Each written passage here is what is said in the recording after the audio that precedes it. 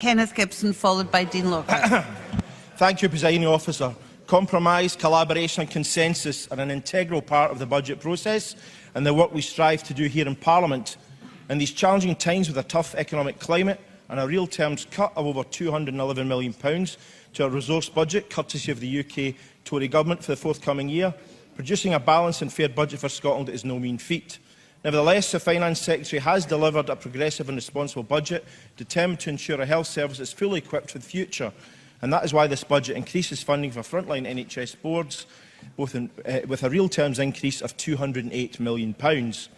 We want Scotland's health service to be among the best in the world and are investing in a new GP contract and mental health services. This budget also supports increased research and development, infrastructure, strengthening the collaboration between the NHS, industry, academia and the third sector.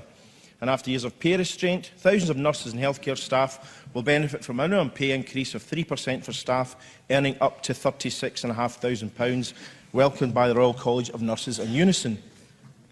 As an MSP with 6,300 island constituents, I understand how crucial lifeline ferry services are and was delighted when this SNP government invested £12.6 million in a new hybrid environmentally friendly ferry, the MV Katrina, which began service from Loughranza and Arran to Clunig in Argyll some 16 months ago, and invested £48.5 million in the Glen Sannox, which will sail from Ardrossan to Brodick from next year.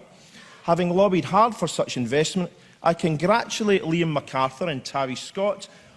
Sadly, they're not here in the chamber to hear this praise, on their tenacious lobbying of the Finance Secretary to secure £5.5 million for Orkney and £5 million for Shetland to help resource their inter-island ferry services. Shame about Willie Rennie's curmudgeonly comments just a few minutes ago. Colleagues will touch on £66 million to support additional investment in social care, £24 million to fully fund the teachers' pay offer, £52.2 million in revenue and £150 million in capital to support the expansion in funded early learning and childcare, and the many other positive aspects to this budget. A fortnight ago, I spoke in Labour's daft no-confidence debate and must apologise to the Chamber. In pointing out numerous instances of Labour-imposed austerity, I neglected to mention the £500 million imposed on Scotland in 2009-10 by the last UK Labour government, or then Chancellor Alistair Darling's future plans revealed on 25th of March 2010. Asked on Newsnight how they compared with Mrs Thatcher's attempts to slim the size of the state, Mr Darling replied, "They will be deeper and tougher," adding that if re-elected he would impose reductions in capital spending of almost 15% a year for the next 4 years. The Institute of Fiscal Studies said Labour's plans implied cuts to public services of £46,000 million in real terms over 4 years. Hefty tax rises and Whitehall spending cuts of 25% were in prospect, with a squeeze lasting until 2017. It is therefore simply laughable for those same Labour MSPs who in 2010 fought for the re-election of Mr Darling and his austerity policies to now pretend to champion anti-austerity. Repentant sinners overcompensating? They have form, Presiding Officer.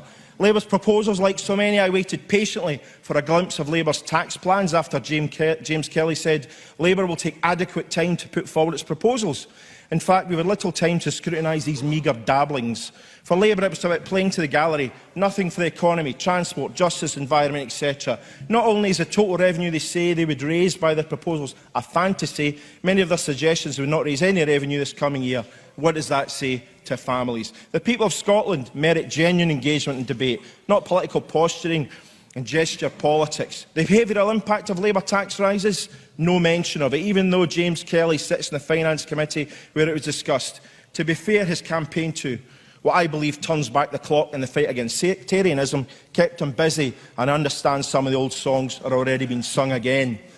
But the Tories make Labour's proposals seem rational and coherent. On capital, they equate loans with grants, and I wonder how many Tory MSPs would like their own salaries in the form of a loan. Their pitiful efforts to con folk that £556 million in tax cuts can be delivered along with £211 million real terms resource cut to Scotland's block grant, and a bewildering array of Tory spending demands, 70 at the last count, beggars belief. Ruth Davidson will be querying all these lefties who have infiltrated her group. Among many are Brian the Bolshevik Whittle, who has called at least 11 times for an increase in spending on issues ranging from the port of Cairnryan, cutting across his colleague Finlay Carson, to sport and local government. Meanwhile, Red Rachel Hamilton demands more investment in roads and the Borders Railway, which her Tory predecessor criticised. And Morris, the Menshevik Corrie, wants us to double our housing programme from 50,000 to 100,000 affordable homes, but is yet to tell us how it will be funded and delivered, given Westminster's financial straitjacket, or the UK's Brexit policy, which will increase skill shortages in the construction trades. Adam Tompkins was once a real Marxist, of course, addressing a rally on Carlton Hill in 2004, calling for the establishment of a Scottish Socialist Republic. The impetuosity of youth. He was only 35 at the time. These days, Mr Tompkins no longer wants to storm the Winter Palace. He's just asking for a few bob to upgrade the SECC. Presiding officer, the Tories don't really care about Scotland, simply following the shambolic lead of Mrs May in London. A couple of years ago, during negotiations on the fiscal framework, they urged, as did Labour for a time, the SNP government to accept a cut of up to £7,000 million over 10 years to this Parliament's budget, and were foiled only by the determination of the Deputy First Minister, backed by the First Minister, not to give ground. Throughout this year's budget process, the Tories failed to engage. The people see through them. The Greens have engaged and can claim credit for helping to deliver a more progressive budget for the people and communities of Scotland. A vote for this budget is a vote for high-quality public services, strong support for business, measures to tackle poverty and inequality, and a vote for a fairer Scotland. I urge colleagues to support it.